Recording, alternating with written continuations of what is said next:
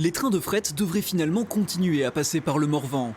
Ces dernières années, les lignes Cercy, Corbigny, Clamecy et Nevers-Arzembouy étaient vieillissantes et donc à terme menacées. 6 millions d'euros vont être investis pour les rénover. C'est vraiment de sécurité dont il s'agit. Travaux de renouvellement de rails, de traverses et de ballast pour garantir la sécurité des circulations. Il n'est pas prévu aujourd'hui de réouvrir des lignes pour le fret, mais en tout cas, la priorité, c'est bien de préserver celles qui existent. Le financement est partagé entre SNCF Réseau, État, région, département, mais aussi 4 groupes industriels qui s'engagent à hauteur de 2 millions d'euros.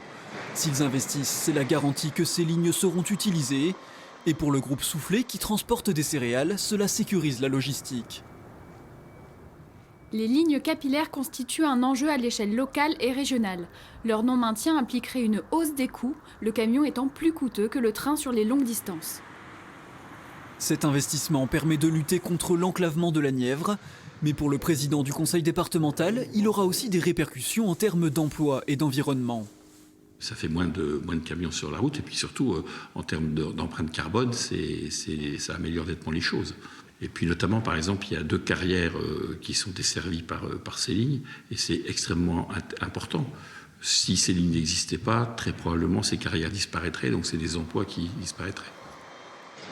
Les chantiers devraient débuter après l'été et s'étaler jusqu'en 2023. En France, le fret ne représente qu'à peine 9% du transport de marchandises. Le gouvernement souhaite doubler ses volumes dans les 10 ans à venir.